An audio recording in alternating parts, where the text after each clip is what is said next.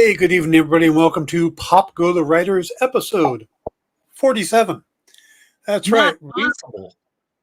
Not only is it not possible, tonight is technically our 1 year anniversary. Did you not get your previous co-hosts? I thought about reaching out to them, and then one of them is very under the weather. And I thought, you know what? We'll have them on another time. Okay. So, but it was thought about, just didn't follow up on. I just every time Rosalind is around, it is a pleasure and sunlight falling across the fields. Yeah. And Dan's okay. Yeah, I can't. I have to bring both of them, and that's the problem, you know. Yeah. Yeah, you can't have one without the other. And although you could have a picture of Dan going, and no one would know the difference. I have a picture of Dan on my computer. This was from many years ago. I was doing a signing at Dark Delicacies with Steve Niles, and Dan showed up after a night having gotten into a brawl at a bar. He's got a huge black eye and looked like, I think it was a split lip. He looked in bad shape. What is with San Diego people? I seriously, like the only. He's not San Diego. He's Orange County. Oh, well, he used to drive down for the job every day when he worked at IDW. I gotcha. Yeah, in Southern California, then. Man, yep.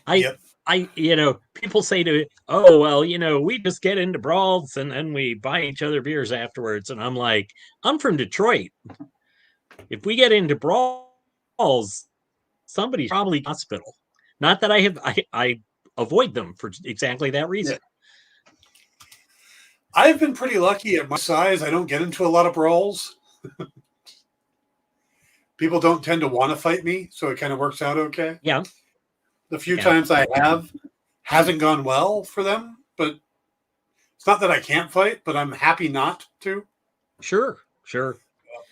Hello, Dan Stockwell. Hello, Sparky. Nice to see you guys both. Hey! All right.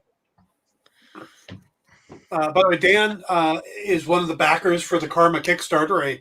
I said so. Thank you very much for that, Dan. I saw that.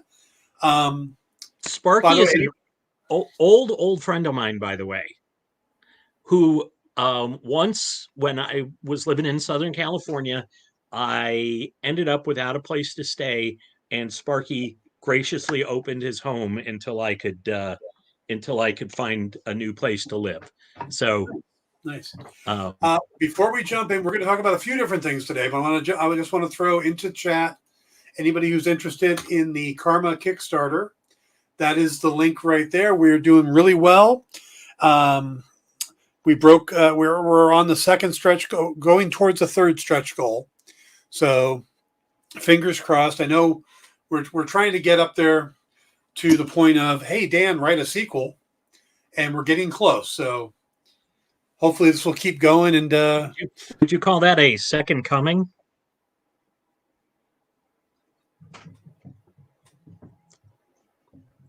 It's a racy book, folks.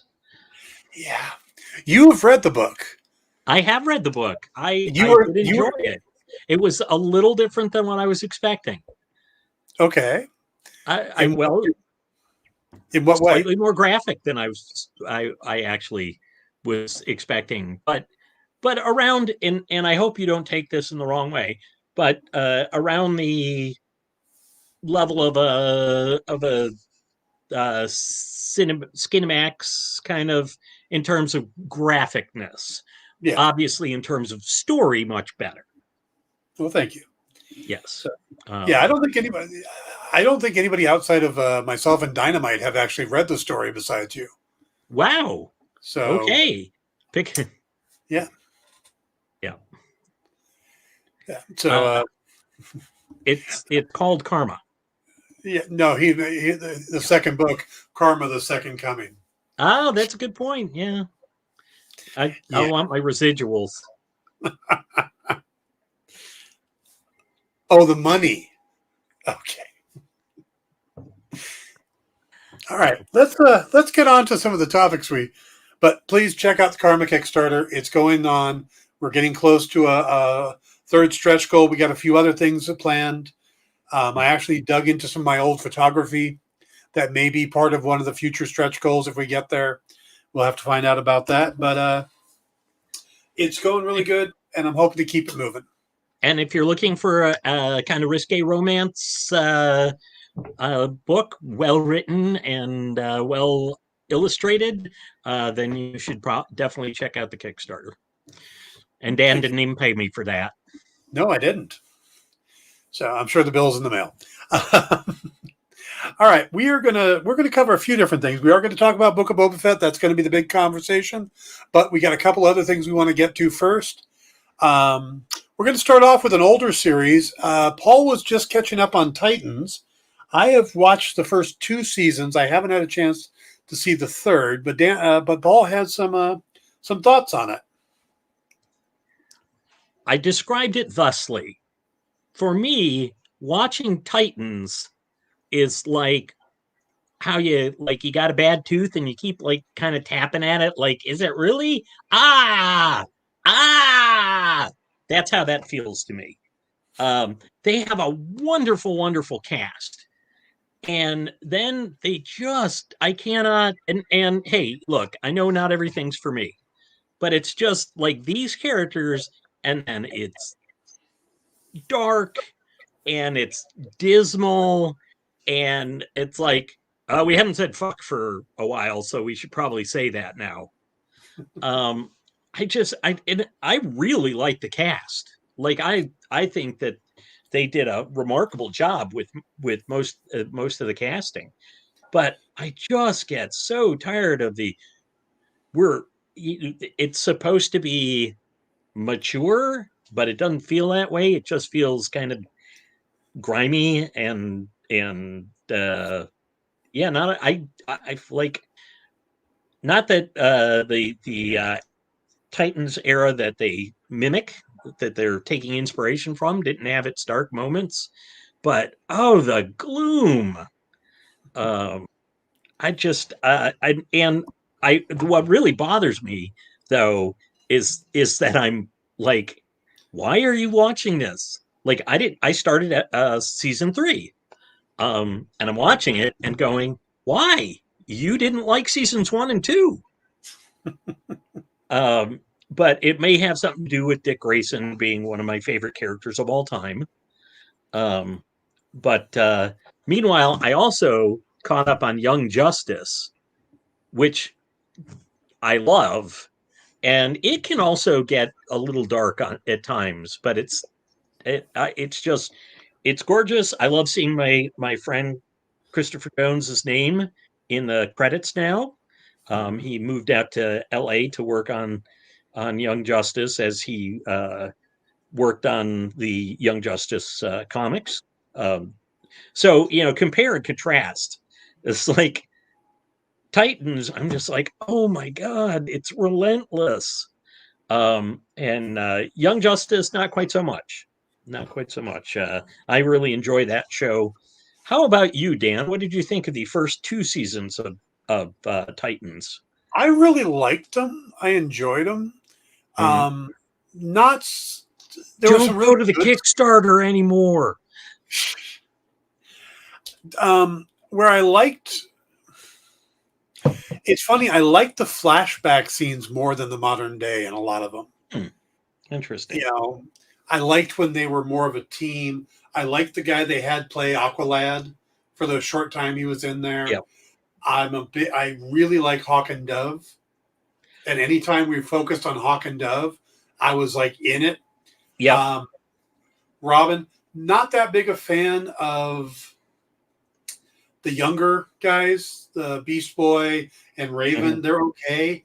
I didn't really like the Raven storyline, but I liked the other stuff going on. Do you feel like the Raven storyline got kind of, while weirdly everything was getting darker, the Raven storyline felt a little watered down? Yeah, it did. And I mean, it's DC makes a lot of interesting choices, and they keep trying to make Batman older and older and older.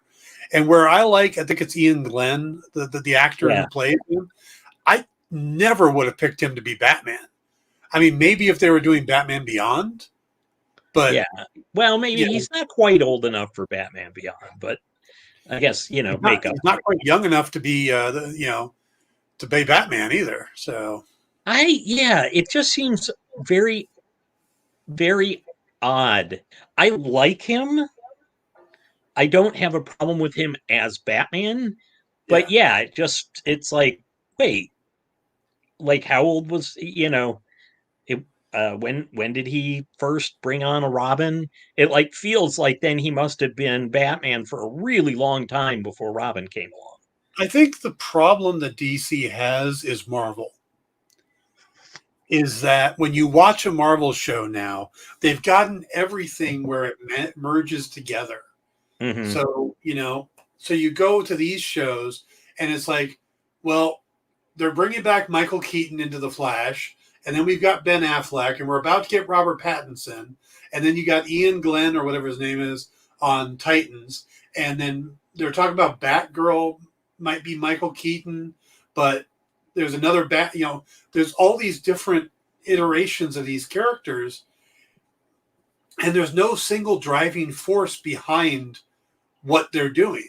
Yeah. They don't have a Kevin Feige, which is what makes Marvel work. When you have that one creative force that's moving it along, and I know they've tried to do that a couple times first with Christopher Nolan, then with Zack Snyder, which Nolan brought in.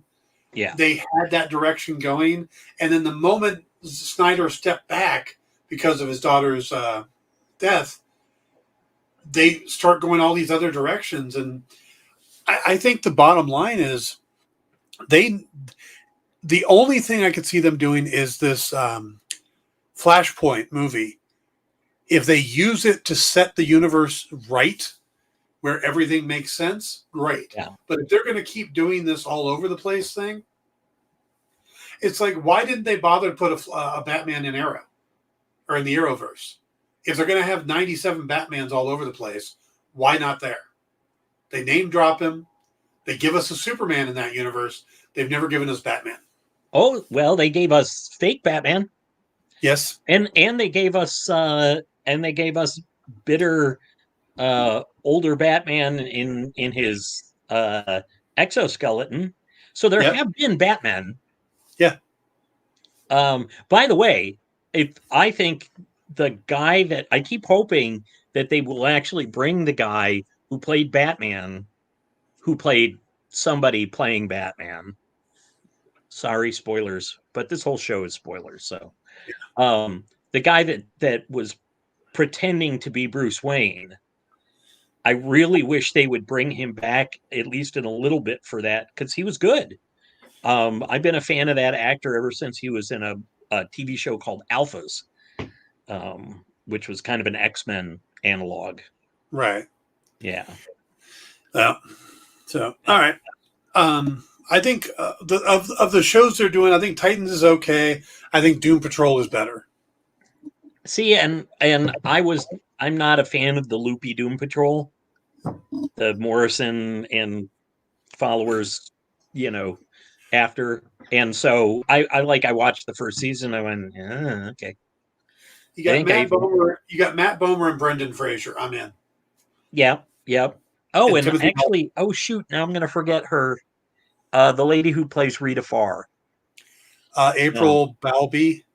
yeah, I've liked her in other stuff as well. Yeah. So Yeah. yeah, No, I do like the show a lot. So, yeah, and they had Alan Tudyk as the bad guy for the first season. I mean, yeah. Mr. yeah. Nobody, I think. Yeah. Yes. So, all right.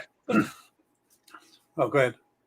Oh, I was going to say, I just think it's funny that because the people who got to know Alan Tudyk from Firefly would never, we would never in a million years have gone like, oh, and you know how he's going to make his career playing villains, Yep. and then Resident he Alien. didn't. And You yeah, have Resident Aliens is a blast. yes, yes. Did you ever watch Dollhouse? A little bit. He played this character that I was just like, holy crap. I mean, I expect that he had range, but Mhm. that kind of range, no, I did not expect. And then And he, he's also Clayface on yeah, Harley Quinn. and he played Batman's cousin in that short-lived Oh yes, Powerless. Powerless. Yeah. So I I actually think like that show. I think Uh, Alan Tudyk is just showing up everywhere. It's just he's kind of like Stephen Root. Eventually, Stephen Root's going to be on your show. yeah. But we'll Speaking get of back to Stephen, him. Yeah, We'll get back to him. yeah, Let's stick with HBO Max for a few more minutes. sure. Peacemaker. That was I finally figured out the equivalent to Peacemaker. There was a movie a few years ago. I think it was called Happy Time Murders. Oh, was it a movie? Yeah. It's the one with Melissa McCarthy and the puppets. Yes. I thought that looked horrible. I ended up seeing it in the theater, not by my choice. Ended up loving it Yeah. because the humor was so out there and so off the wall and unexpected that it really just started to click. There was some way over the top, gratuitous, gross scenes, things that puppets shouldn't be doing. And that is Like probably the like closest. Team America type things. Hmm. Have you seen Happy Time Murders? I have not. There is a scene where a puppet is having sex with another puppet and reaches the happy time. Yeah. And it's like a rainbird sprinkler goes off or a fire hose, and that's not being controlled. Okay. Yeah. But then there's other moments where Melissa McCarthy wakes up and is walking through the apartment, and her ex-partner, the puppet, uh, had stayed over because they both got drunk. Well, he shook it off faster, so he cleaned her apartment while she was sleeping. And she gets up, she goes, "You cleaned my apartment? Who does that? You broke in my apartment and cleaned it. That's just wrong." And all I can think of is, I'd like that. Yeah, and this the legend of brownies was born. Yeah. So Just yeah, it leave was out some shoes, yeah. or So Peacemaker for me was kind of that way. The first episode was really hard to get through. I actually stopped at one point yeah, and walked away from it. I stopped at where he and his dad are at the table, and he's talking about Bloodsport and the rats. And to me, that was the low point. That was like, oh, this is just like horrible, horrible, bad, uncomfortable sitcom moments. You well, know? and then when I mean, you might have you would have you went back, so you would have seen it. But when they got to the part about, oh, that guy wasn't the one that shot you, was it? Yeah. It's just like, oh, You feel so bad. I mean, just the character just gets turned into such a loser, yeah, and you feel so bad and I don't like that kind of stuff. I don't want to watch somebody suffering, and that's kind of what it was. yeah, But we get through that first episode and with the fight scene, and it's like, okay, I'm starting to come around a little bit. It's a lot of awkwardness. That first episode really is hard to get through. So if you can get through the first episode, the second episode's a little better. mm-hmm. There's better moments. You meet Vigilante, and to me, Vigilante is the standout of this show. Freddie Stroma is amazing, and the scary thing is, they filmed 5.5 episodes with a different guy as Vigilante, realized it wasn't working and fired him, brought Freddie in and reshot all the scenes. Yeah, That's how they committed they were to that character working the way they wanted it to work. But when that character comes in, it starts getting a little better. And then by the third episode, it's like, okay, we've set up all these characters. Now let's tell the story. Then it starts getting good. and I'm in. I mean, I'm literally at the end of the third episode going, when is number 4? I want to see number 4 because there's so many twists and turns that it's his dad turns out to be somebody from the comics that it's like, oh my God, or just one after another. I'm going to assume General Glory. No, White Dragon. Oh. Yes. Well. That's why I put the spoiler banner up. Yeah. Wow. Yes. Yeah. Well, that explains a lot. Mm-hmm. And I did that. And it makes me wonder if him being, with Economos switching the registration to his dad and then all that other stuff, if that was planned. The two people picking his picture out of the lineup, if they were trying to get him arrested. Mm.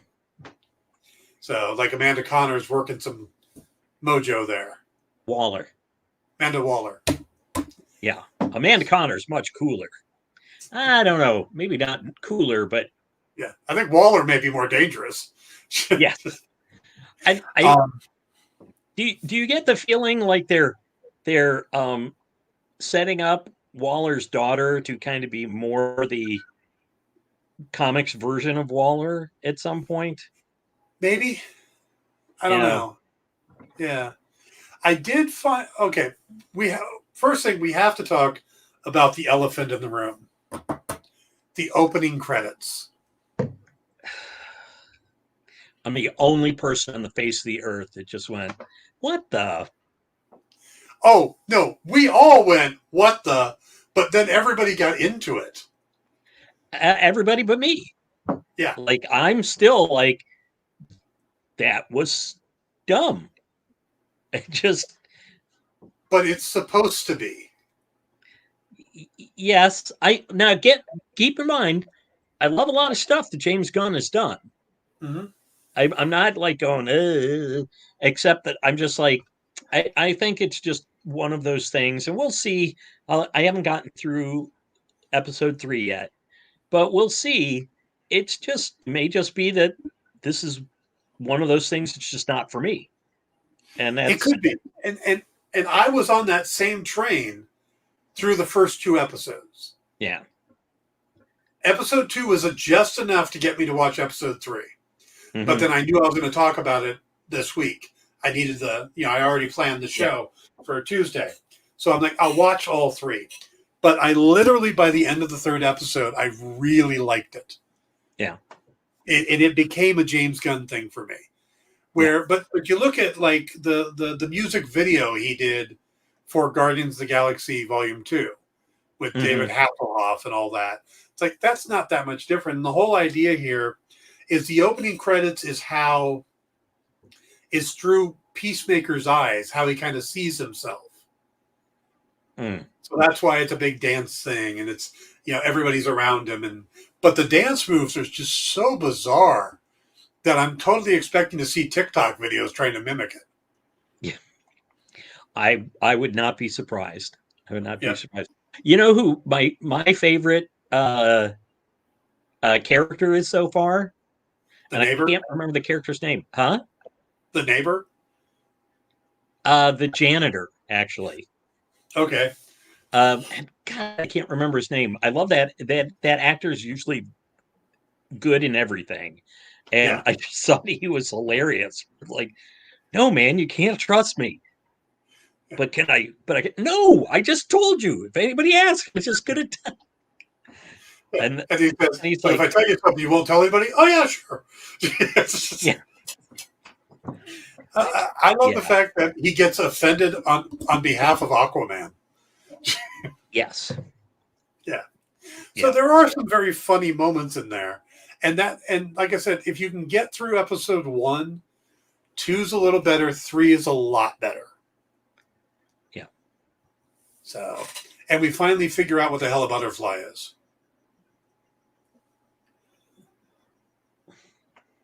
It's important. Yeah. Yeah. I do love the fact that he thinks it's Mothra. I'm gonna have to fight a Mothra. Can I get a jetpack? which he has in the comics, which Yeah, means he'll probably get a jetpack by the end of this. you would think. Yeah, it's Chekhov's jetpack, but the I just love the idea. It's like Project Starfish turned out to be a giant starfish. You're calling it Project Butterfly. It's the logic is there. It really is. It really Yeah. is. Yeah. Have you gotten to Judo Master yet? No. I have not. I look forward to that, I think. Yeah. There's a couple different Charlton characters. Episode 3 is more of the Easter egg one. There's a lot of references to Charlton characters. I mean, they bust out the name Doll Man. Yeah, but then in the second episode, they talk about Bat Knight. Mm-hmm. And they make him canon. Like that he actually exists. It's like, oh my God. And this is the same universe that's supposed to have Ben Affleck's Batman in it. Could you imagine Ben Affleck's Batman dealing with Bat Knight? Well, you know who they'd have to get to play Bat Knight, don't you? Patton Oswalt? Nope. Matt Damon. Matt Damon. Good call. Good call. Matt Damon is Batman. I just idolize you. Jimmy Kimmel. Oh, there you go. There you go. Yeah. All right. So if you haven't seen Peacemaker and you've got HBO Max, I'd say give it a shot. But definitely try to get past episode 1. It is really a downer and you feel for the guy. So if you can get past episode 1 and you're still liking it somewhat, it gets better in 2 and gets really good in 3. So, and Vigilante is awesome. He's definitely not the Vigilante from Arrow. And he's definitely not the Vigilante from the comics. No, I mean, he is Adrian Chase, but he's not the DA turned Vigilante. Right. Definitely not. He's not the Wolfman Perez, but his costume is pretty accurate. Costume looks good. Costume in Arrow looked pretty decent. Yeah. But yes, we still haven't seen the a evocation of the Adrian Chase that we saw in the comics, which is, I mean, I'm not a stickler, but again, I think it's one of these things that you're talking about is we see so many different versions of these characters that it feels kind of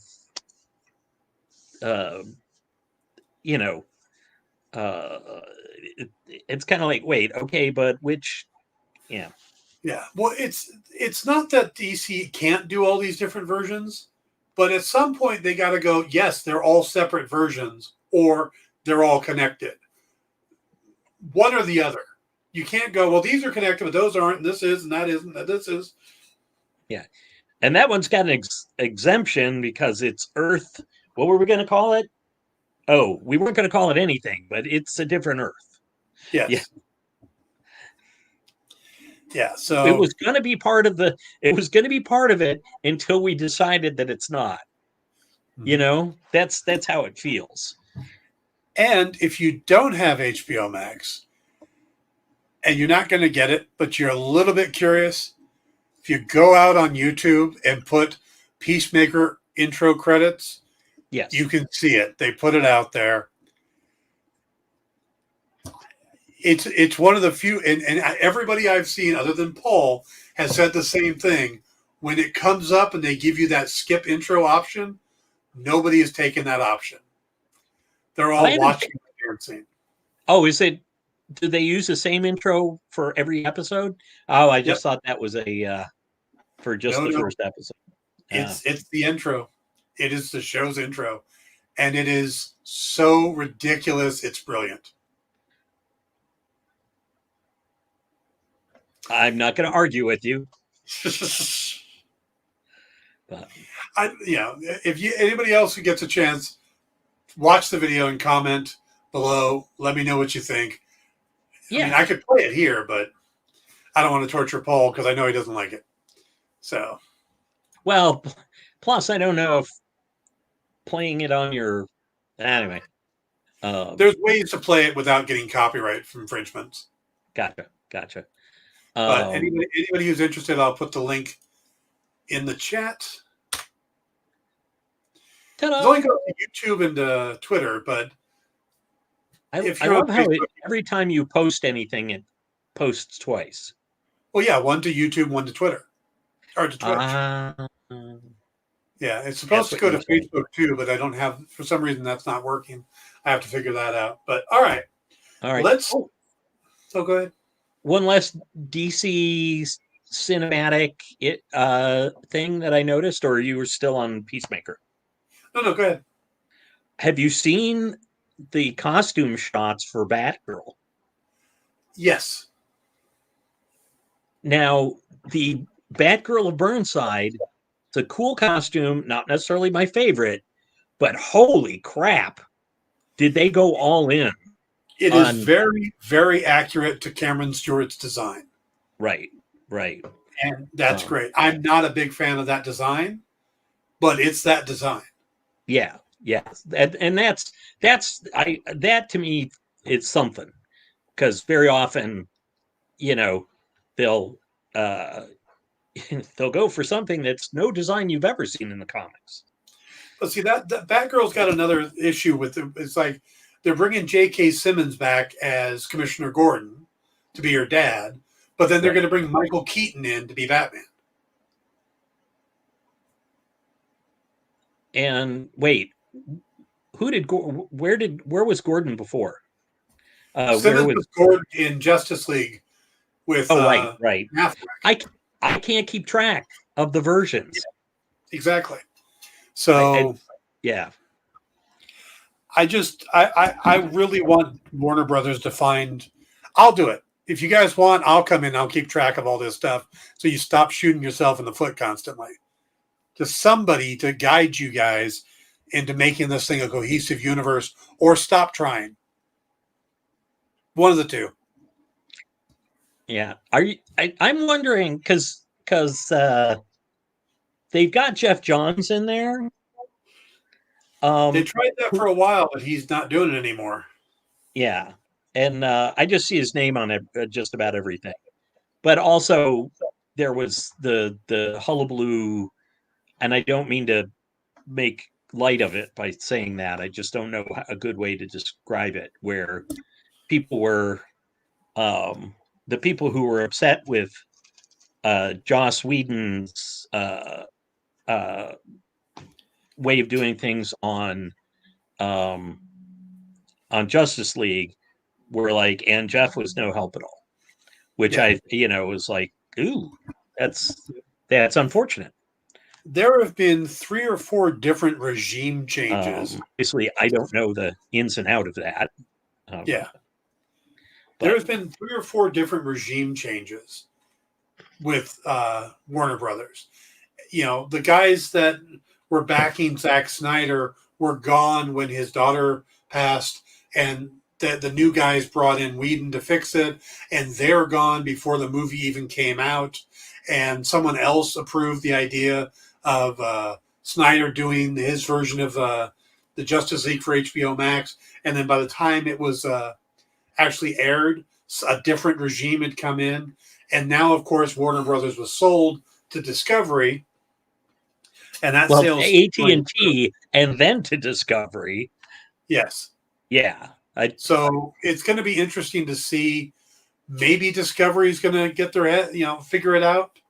Yeah. But so far, nobody has been able to. Everybody talks about copying the Marvel method. It's pretty straightforward. There's a book on it written recently, a two big book set. You can read that and figure out what they did. They worried about telling good stories that were that connected together, not running 70 different directions at the same time. Yeah, and if they it doesn't work, and also introduce the individual characters and make you care about them before you put them together. Yes, which, if you think about it, was also how they worked the JSA and the JLA in the comics. Yep, they were like, okay, this character is popular, this character is popular, this character is popular. We'll put them in a book together. Yeah. Exactly. That's how they did the Avengers. Yeah, Well, the Avengers was, hey, GLA's selling really well over there, but we should do our own. yeah, So that's how the Fantastic Four happened, actually. But yeah, right, right. But I think that then they, yeah, good. Avengers is actually Bill Everett's fault. Really? The story is, and I've heard it from a couple different sources. Bill Everett came back to Marvel. Stan got him a job, but Bill had a drinking problem, Yeah, and his pages were coming in very slowly. So he was on Daredevil, and basically he missed his deadlines. They didn't have anything for that month, and at the time, Marvel was fighting to keep the few slots they had to publish. right. Because So they they were, had to have yeah. something. So they quickly threw together the Avengers. Mm, And the Avengers came about because Bill Everett was missing his deadlines. So okay. Daredevil didn't come out until like 5 months later.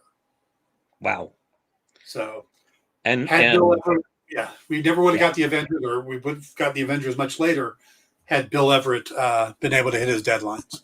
yeah, yeah. Well, and that's why he wasn't with Daredevil for very long. Nope, they switched to Wally Wood and then John Romita Sr., and then just down Gil Kane came in for a while. I mean, Wasn't Colin in there I'm sorry, before not Gil Kane, Gene Colan. Yeah.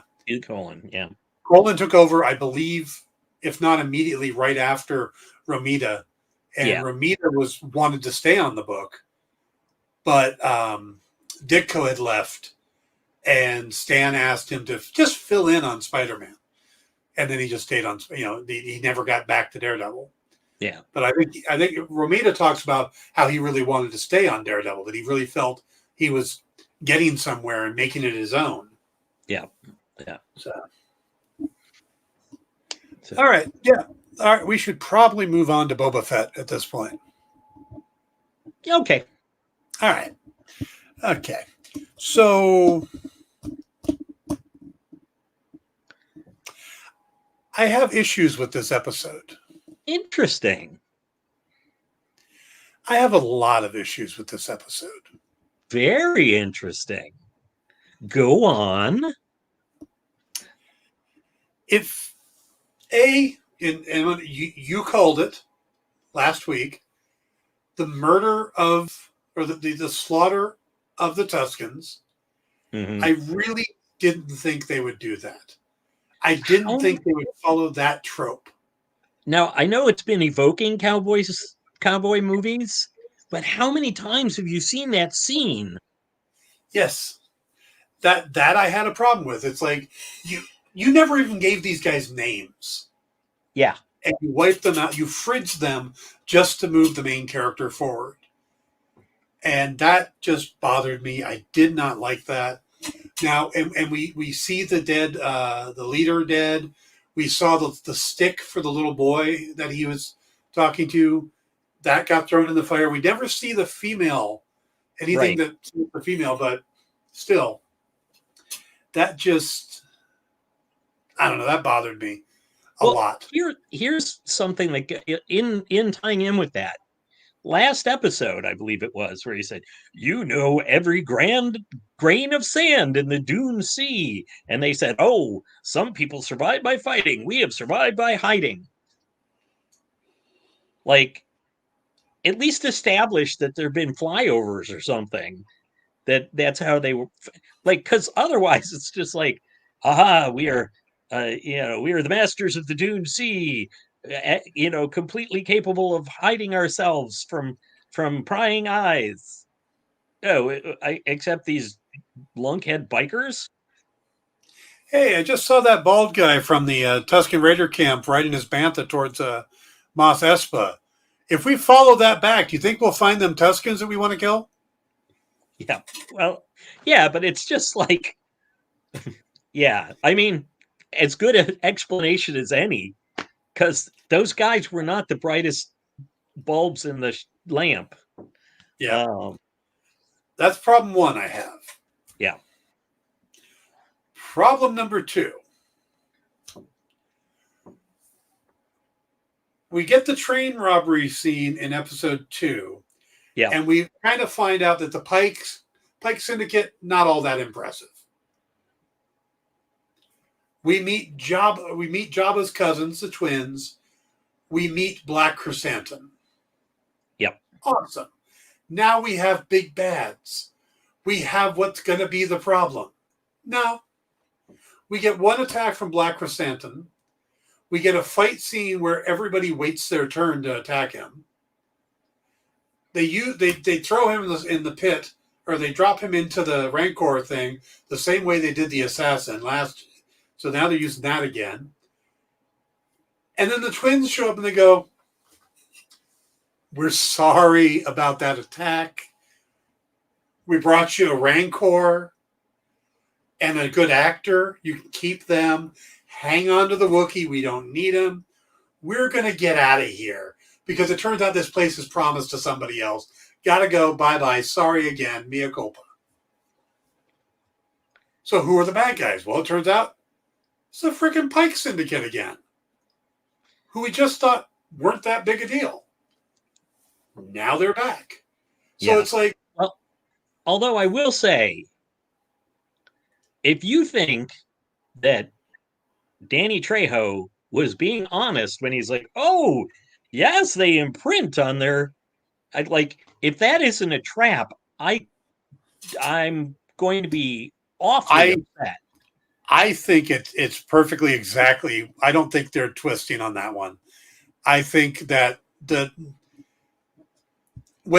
at the end of the scene where Boba goes off to deal with the mayor, and he comforts the Rancor, going, "Don't worry, he'll be back."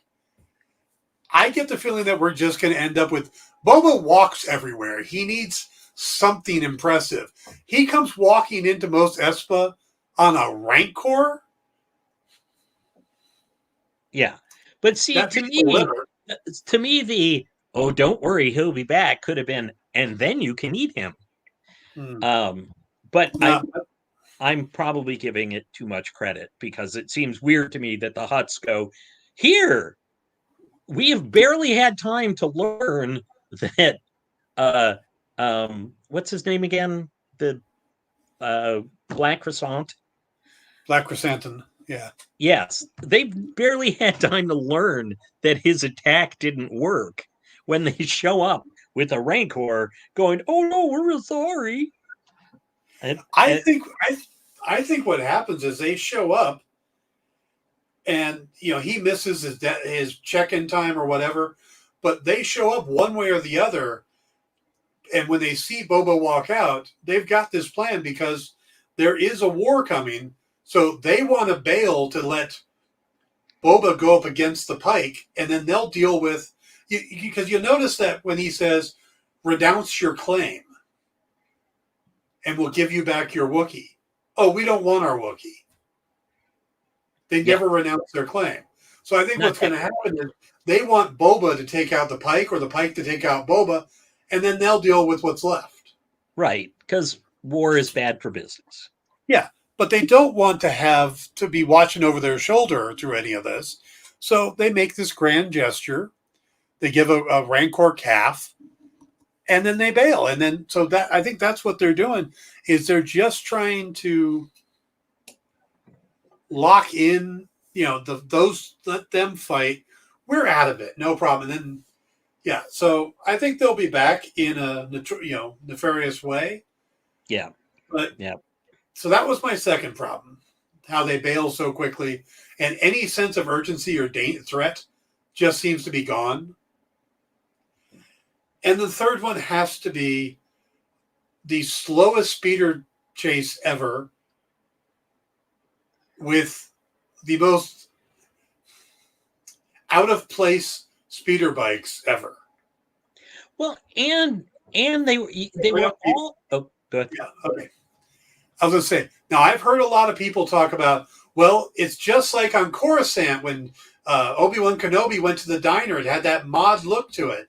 And my answer to that is, A, Coruscant's in the center of the galaxy. Tatooine's way out on the outer rim. If there's a bright center of the galaxy, this is the planet it's farthest from. These people are not supposed to have any money. That's why they take a job with Boba and they steal water, yet they're paying for major droid upgrades or cybernetic upgrades and these bikes. And there's no way those bikes would stay in that condition for any length of time on a desert planet. Well, I took that as the amount of time they spent, but also those kids were pristine. Yeah. Like, not only are the bikes like uber cared for, but the kids are wearing like fairly, like most of them have fairly nice outfits that look like they've had, I don't know, water to wash their clothes in or something. Yep. And they don't have any money. They have to steal water and they have to work for Boba now. Yeah, that because I think there would have been nothing lost and possibly things gained if they had kind of slapped together scooters and dressed more like Tatooinians. Yeah. I think so too. I don't, yeah, it like, I thought, oh, that's kind of cool. There's, they're motorcycle guys that, they're taking care of their, or scooter people really taking care of their stuff. But like, I'm also looking at, and I don't know that they established the character's name and I don't know the actress's name. Drash, Sophie Thatcher. Okay. So Drash, is like cherry cheeked and spotless ivory complexion and stuff. And I'm going like, well, more porcelain even. Yeah. And I'm just like, what? Like, and also she's supposed to be, this street tough who has better makeup than the courtesans at Paradise or Sanctuary. What is it? Sanctuary or Paradise? Yeah, Sanctuary, anyway, yeah. I was like, yeah. Huh? Okay, my fourth and final problem with the episode.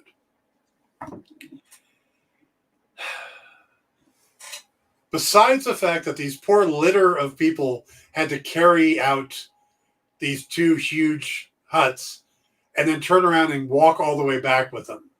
Yeah. Boba turns to Black Chrysanthemum, tells him he's free, tells him don't work for assholes, basically. Yeah. And then we see him turn and jog off into the desert. And it's the most ridiculous looking thing I have ever seen. Because at that point, it's just a guy in a suit jogging. Yeah. Well, at least he went in a different direction. It wasn't like, oh, well, better catch up. Yeah. To the people who just, said screw him. Yeah. There were some things in the episode I liked. But there was the bikes totally taking me out of the scene. The fact that at one point one of them drives through a Ralph McQuarrie concept painting of Jabba's palace. Was that what that was? Yeah. Except for in the actual concept painting, Luke Skywalker's standing there. Yeah. So they redid it without Luke, and he drives through it. Yeah, and there was no sense of speed in that chase. It just felt like it was meandering. I don't know. I mean, I think there wasn't so much. I think there wasn't a lot of tension to it. But I mean, when they would hit stuff and everything, I thought it felt relatively fast for a narrow streets of Mos Espa. But yeah, it didn't. There didn't feel like very much tension. Possibly because you were like, oh sure, Mayor's henchman is going to be like what, Steve McQueen or something. No, it was like, some bureaucrat hopped in his car and went, I have to get away from the biker gang. Or again, not biker gang, scooter gang. Yes, space Vespas Um, or hover so Vespas. yes, hover Vespas. Um, I So, I I may have liked it better than you did. it sounds like it. And then Boba lands, remembering suddenly, oh wait, I have a jetpack. Well, so I was chewed out by several Boba Fett heads, um, or fat heads. I mean, fat heads, as I like to call them. That Boba's jetpack controls are in his helmet. Okay, So that's why because he keeps taking off his helmet, yeah, and that's why he can't fly away. but they're not. So, They're not in his helmet. His jetpack controls are not in his helmet. where are they then? Left arm. Interesting.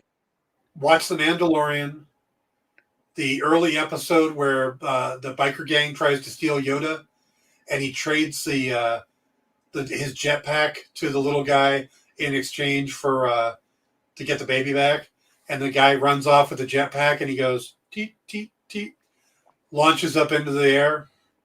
He does all the controls from his left wrist. Yeah. Well, maybe that's the new style. Could be. But yeah, I just thought it was because I had several people tell me, well, his jetpack controls are in his helmet. I'm like, yeah. Look, that's Iron Man. A blazing power. But yeah, I liked most of the chase. The kids didn't seem stupid, and they seemed ridiculously good with Yeah, their Vespas. yeah, and with their Um, weapons, their fight scene was pretty good too. although, like the one guy's got a gun that doesn't seem to do anything. Like it didn't seem to be a blaster, right? It Yep, like he's going pew pew, and it doesn't seem to really be affecting. Uh, it's a water gun. yeah, no, that'd be too expensive. It's a sand gun. Yes, Um, it's like a sand blaster, except less effective. yes, yes. It's like, oh, I've got sand in my fur. Ah, And the one uh, guy with the little jackhammer thing at the bottom of his foot. yeah, Why? for kicking people. Kind of like people, those you see in the spy movies all the time when they've got the switchblade in their boot. Yeah, So, there's um, just a lot of this episode just makes me shake my head. yeah. Well, and here's another thing: most droids don't have as many weapons as these Yeah, these kids seem to. Like most droids are like, oh no, they don't give me any weapons. What are you talking about? yeah, yeah. No, we took things and made them into weapons. You know. Um, I did get a kick out of the uh 3PO unit or the PO unit. I'm trying to Yeah. remember it. C3PO. Well, wait. Yeah, D because R2 is a D2 unit. So 3PO would be a PO unit, I guess. Or yeah. Anyway, I got a kick out of that. I did like the mouse droids scattering. Yeah. Um, Yeah, there was a lot of cute little scenes. There was a lot of Easter eggs. It's like when he's riding into Mos Espa on the Bantha. If you look and he's looking at all the helmets of the stormtroopers. Stormtrooper helmets, yeah. Right behind them is the mechanic from the Mandalorian, and there are three pit droids walk by. Ah, Amy Sardekis' character. So Sedaris. Amy Sedaris' Yeah. character, yes. Yep. Pelimoto or something. Yeah, I can't remember. Yeah, That's another thing. There's so many, like, they usually, a lot of these characters, they use their name maybe once yeah, to the point where you don't know always know that it's a name being used. Like it could just be Felgercar. Yeah. Yeah. Well, at one point, like Boba says something about these Nikto sand bikers. And it's like, am I supposed to know that that's something? Is that, like I can't tell if that's supposed to be a designation or if it's like, Nikto's an shitheads. alien race. Nikto's Huh? an alien. Nikto is an alien race. Okay. But yeah, yeah. Now there were some things in the episode I did like. I did like the fact that we were violently pulled out of the flashback by Black Chrysanthemum attacking him. Yeah. I like that his first move is to go for his technology, but ends up going for the gaffy stick instead. Yeah. Which shows just how much he's changed. I do like the other characters coming in immediately and showing loyalty. Yeah. I like the fact that when the one of the Gamorrean guards or Gamorreans got hurt, he's like, put him in my back to tank. So I like the direction they're going with the character, how he's coming along. I liked him not caring about the feast that's made in front of him, where Fennec's like, yeah. But see, now I'm getting a little leery about Fennec, how she showed up last to the fight, stuff like that. But yeah. By the way, we failed to mention the aforementioned Stephen Root. Yes, Stephen Root. I do see that's another guy that's going to come back to haunt him, I think. He comes in, he goes, well, people aren't respecting you, and I am offended on your behalf.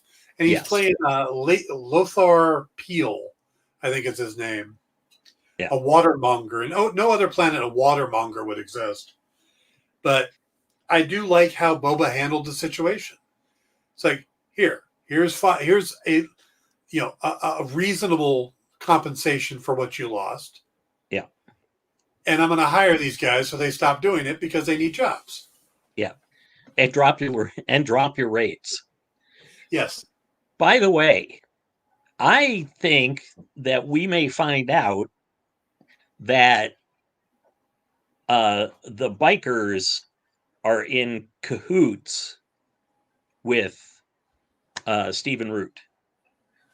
In other words, hey, because he's like, oh, I'm represent a consortium of vapor farmers, and I think what it is that he has, basically he makes them pay up, or he sends the bikers out to deal with them. But I may be jumping the gun. I'm going to say this.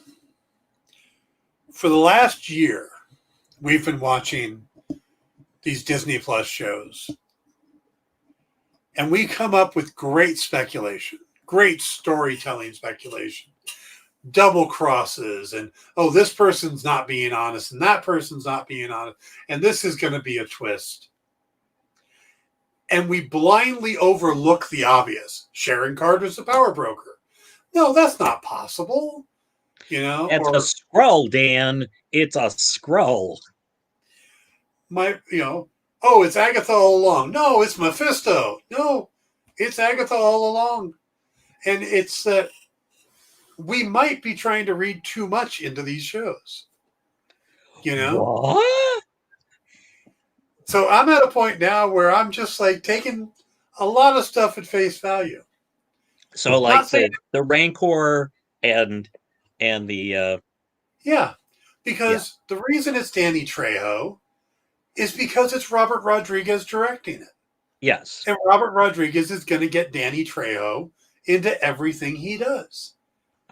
Plus, how cool is it to have Tamora Morrison and Robert and Danny Trejo doing scenes together? Yeah. Yeah. With a friggin' Rancor. Although the Rancor's been pretty dull so far. Oh, he's depressed. But But I also like that they're giving us more backstory on the Rancor, that we've learned more about them. We got a little bit of that in the Bad Batch, and then now we're getting to, they imprint this stuff. I'm cool with that. And I guess I have just learned from various and sundry things. Don't trust anything anybody ever says. I know, but that's the thing, is that so much of the last year has been spent with that mindset that we've ended up with, some people actually have been disappointed when they don't get all twisty turny. It's not our fault that we're so much more clever. Yeah, we all want Knives Out, but when they give us Rockford Files, we go, what? I think that's unfair to Rockford Files. Fine. Mannix? Magnum Pi. Magnum Pi, yeah. Where he shoots the nun because nuns don't work on Sunday. Yeah. Well, I mean, not to say that Magnum didn't have some pretty good episodes, but it was a fairly straightforward show. Yeah, and I think that's what we're getting in these things. I don't think they're looking for the big twists. Well, I say bring on Chubby Checker. Why? And do the twist. Oh. Because yeah.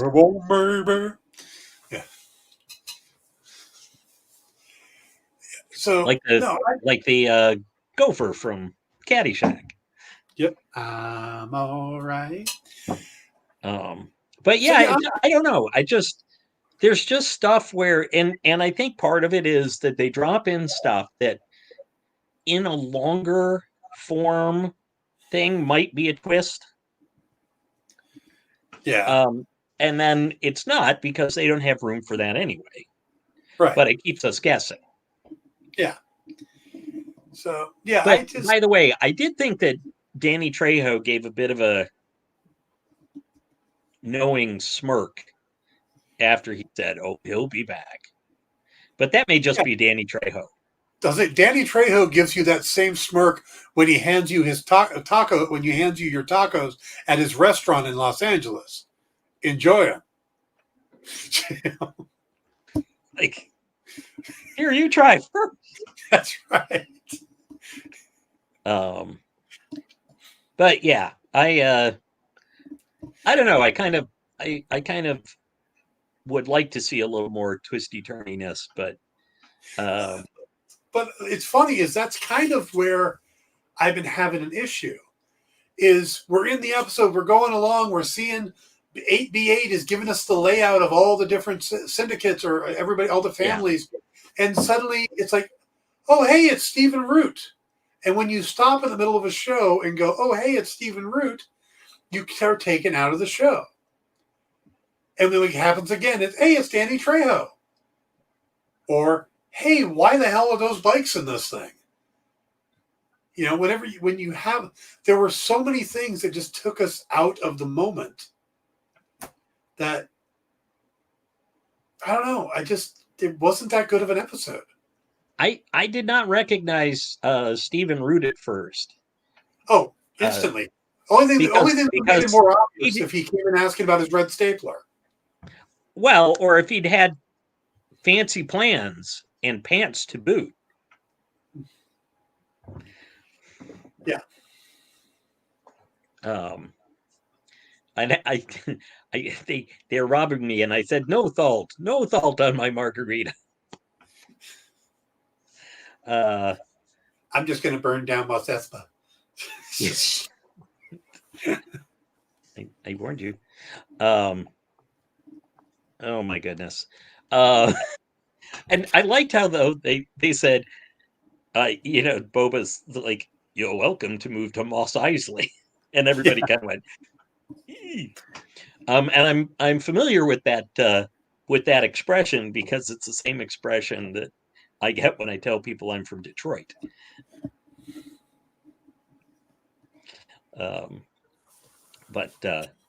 So, God, Yeah, I don't know. I may have liked this episode more than you did. But I did find that the kids being all shiny and chrome, to borrow a phrase from a different franchise, Yeah. kind of weird. Well, look at what your buddy Sparky said in the very beginning. Quadrophenia meets Star Wars. That's Those because, are biker gangs from Quadrophenia. yeah, yeah. Well, Sparky's an insightful sort, so Yeah. But I've heard that from multiple people. But again, it's this big internet argument that people are like, "Oh, it took me out of the story," and then everybody else is coming along going, "Oh no, it makes perfect sense because of it." Well, no, well, even if it makes sense, it still took them out of the story. yeah.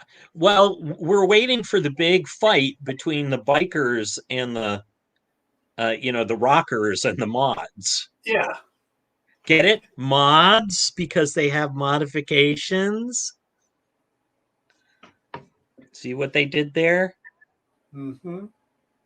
Um, It just feels like they're going a little too cute right now. well, I honestly, I just feel it. I get that they wanted to do like speeder scooters, and I'm okay with that. But again, the fact that the kids were all looked like they were off Coruscant, like Yeah. you would think if they were good enough thieves to, get that much enough money to buy all those clothes and stuff, then when Boba said, "Well, then you come to work for me," and they're like, "No, we're already working. Yeah. We're ripping off people, and like we'll cut you in, but like we don't need to work for you." Wait, aren't you a crime lord? Shouldn't we just give you a percentage? Yeah, I mean, because they made them sound like they're hard up, and I'm like, your clothing and vehicles seem state otherwise. Yeah. Um, Yeah, it just a lot of it just yeah, and like I said, everything with Fennec Shan seemed kind of weird. Her sitting at the table going, "Oh, you should enjoy this," and then her showing up late to the fight. maybe she was in the you know facilities. And all she did, she didn't. And why didn't she shoot him? She had her gun. Well, I think because she came in and noticed where he was standing. See, that was for me. I got the impression that the thing with the assassin last episode was to set up, oh, that's where the thing is. And yes, people who have recently seen Return of the Jedi would already know that. Yeah. But And maybe she's still under the impression that Boba would want him alive. yeah. I'll give you that. I do get the feeling that she's getting tired of Boba's kind of kinder, gentler crime boss thing, because she's like eating the lizard-headed turkey, and quite enjoying herself, and kind of going like, "Why are you messing with all this piddly crap?" Yeah. And boy, I gotta say too, for Boba being, the badass that he's supposed to be, the fact that he's like the uh, major domo or press secretary Damio. for the Oh, maybe okay. yeah. I thought you were saying Damio. Yeah. Why why he's like, "Oh, I'll go see if I can, change the schedule." And it's like, did he seriously lock the door? Yes, of course he locked the door.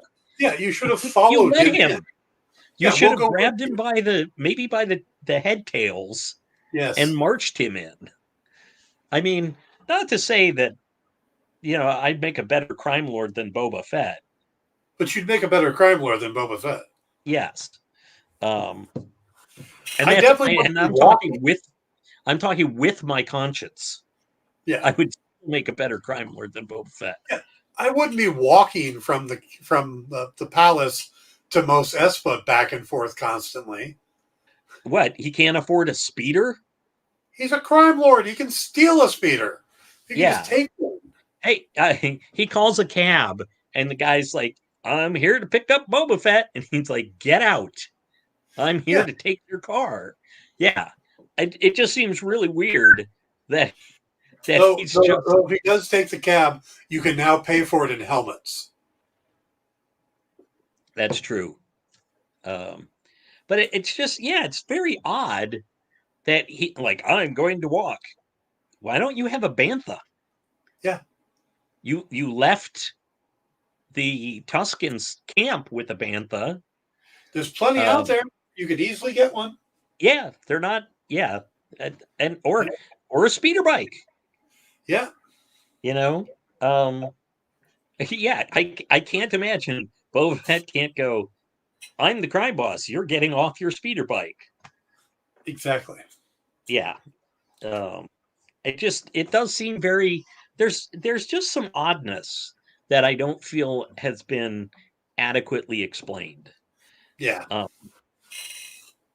and Yeah. and again, I'm still like, it's not that I'm not interested now in his backstory flashback stuff, but I feel like the flashbacks are just they're tedious to me that they're flashbacks. Um and you know, I don't know. Obviously I'm you know, a rich and powerful movie maker like Robert Rodriguez. Oh wait, I'm not.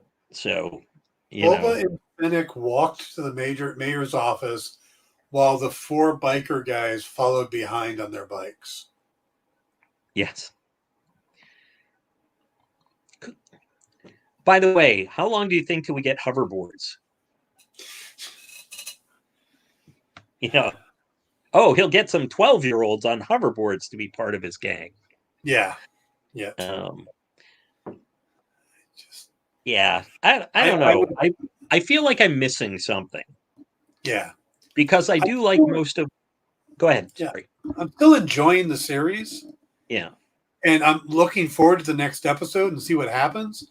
I just feel that this last episode had some real problems. You know, like I said, kept taking us out of the moments and just did stuff for the sake of being, for showing it. Like, oh, hey, look, it's this guy. Look, it's that guy. They didn't need Danny Trejo to play that part. It could have been anybody. Yeah. And normally, when they do a celebrity cameo, it's a droid, it's a voice. Phil Yeah, like, Lamar was the head of the Pike or Syndicate. Matt Berry. Matt Berry is 8B8. Mark Hamill as the bartender droid in Mandalorian. You know, so it doesn't take you out of the story. If you're doing a sitcom and suddenly you're doing Friends and suddenly Tom Selleck walks in or Brad Pitt, you get the audience reaction as part of the show. You don't want that in Star Wars where you're trying to tell a story of a galaxy far, far away. Yeah. It was kind of like Ed Sheeran in Game of Thrones. Yes. It's like, okay, here we're going, and it's Ed Sheeran, and moving on. Yeah. It didn't affect me that much because I didn't know who the hell Ed Sheeran was. Yeah. But I know it did affect a lot of people. Yeah.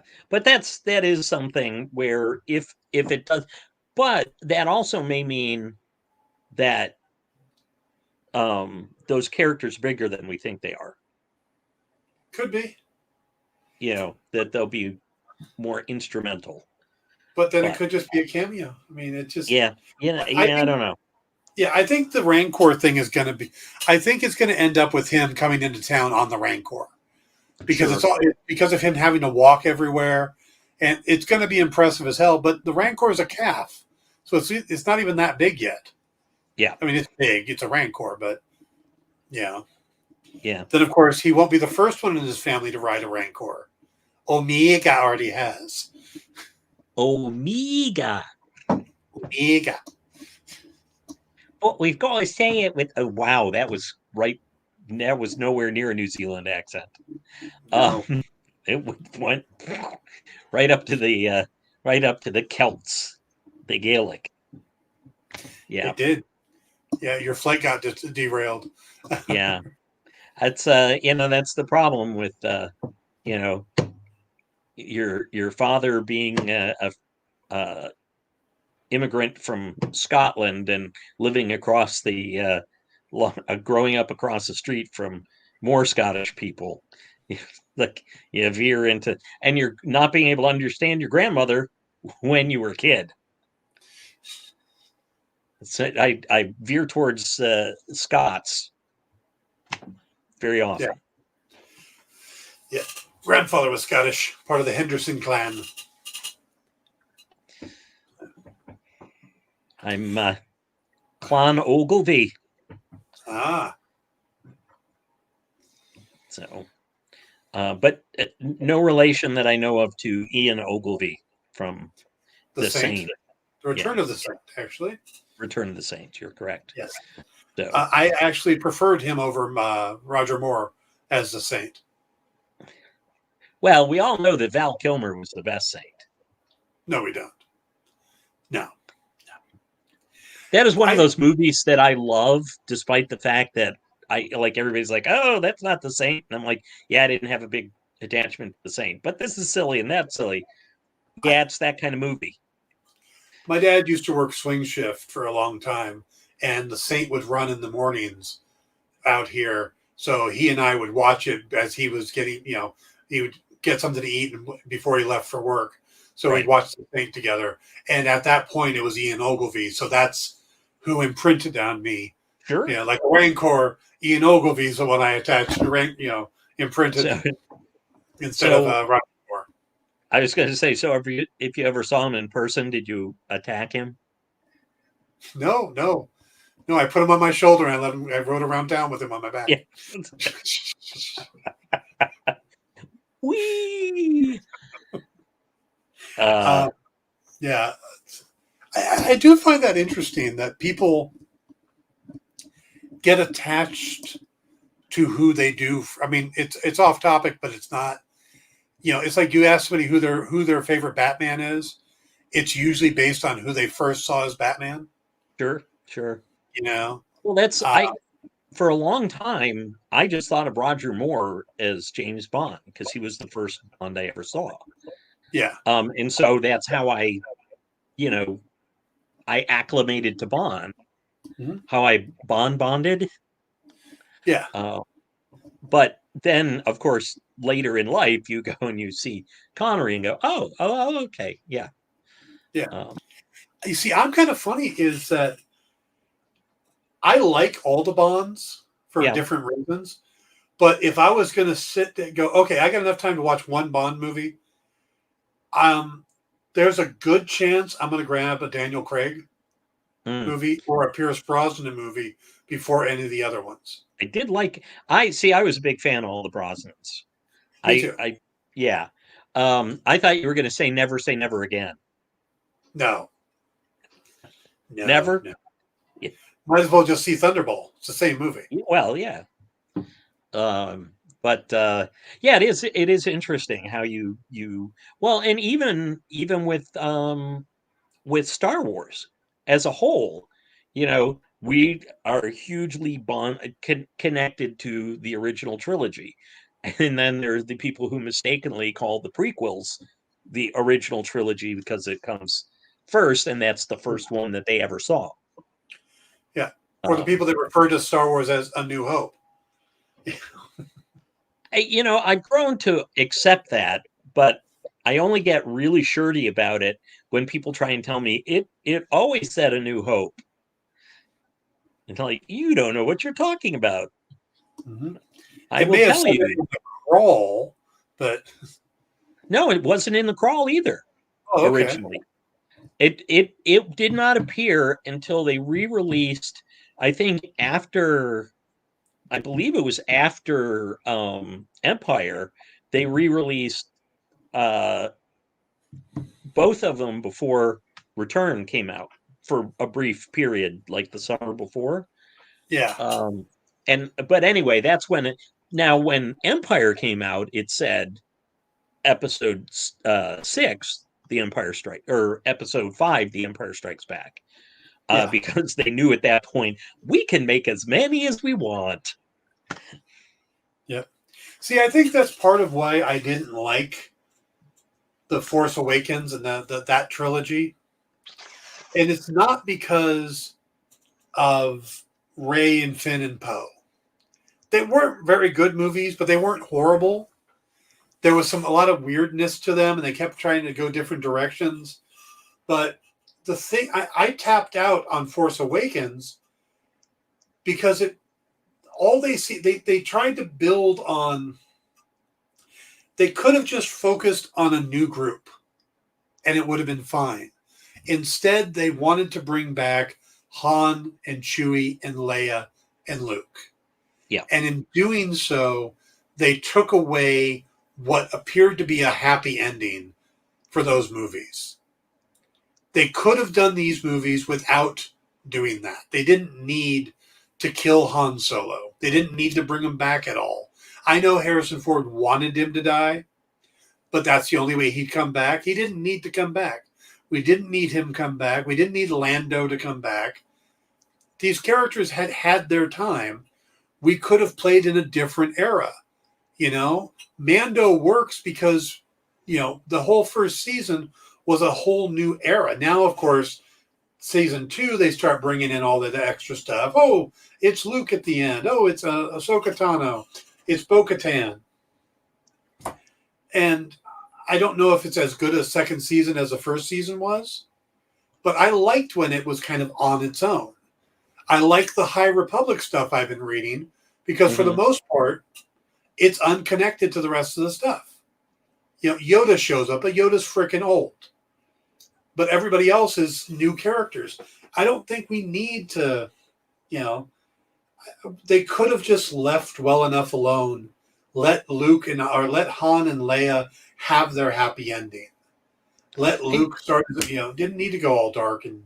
Yeah. Well, and they certainly could have set it up so that the 3 newcomers, although I guess it was originally just supposed to be Finn and Rey that were supposed to be the central, because Finn or Poe was supposed to die in the original crash, I think. Oh, I didn't know that. And that's what I've heard, and that then it was like, oh no, he's he's Oscar Isaac. We should keep him around. Yeah. But I think that they could easily have set it up where these characters are fighting the First Order, and then they're looking for the legendary heroes to, bring them crucial information. Yeah. Fire it up, Sparky. He has thoughts. Yeah. We got a couple minutes left. If you want to throw some stuff in, go for it. So, yeah, that's where I tapped out at that point when they killed Han Solo. Because they didn't need to. And it's like, it's sort of like,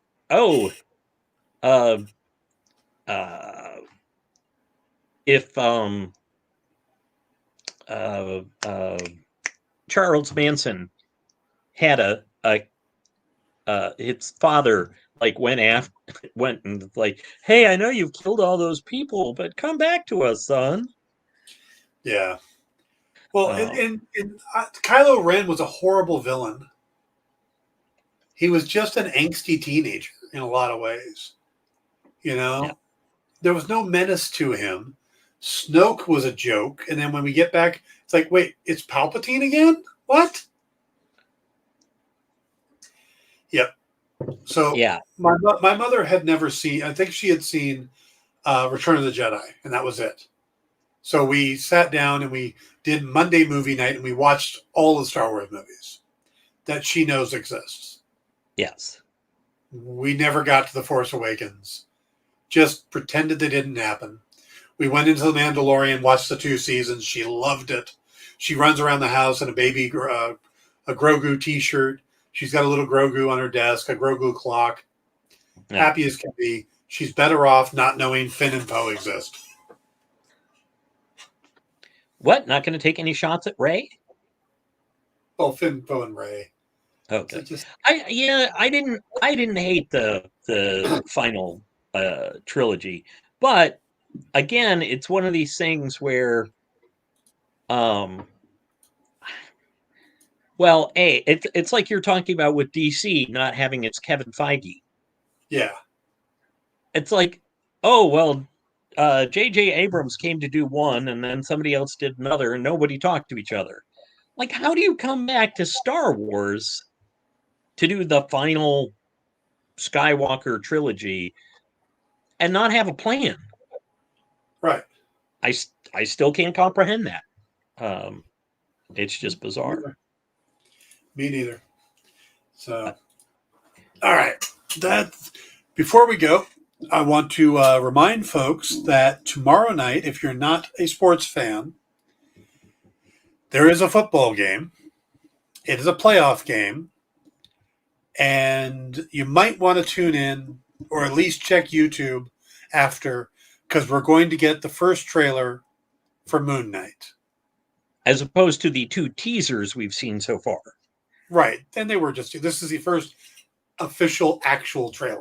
Yes. I just think it's funny that we've now gotten to the point where it's like, oh, we have a couple of teasers before the trailer, and then after the trailer, we'll probably have a second trailer. Well, the teaser is supposed to just be like a little appetizer. The trailer is supposed And a to give you, boosh?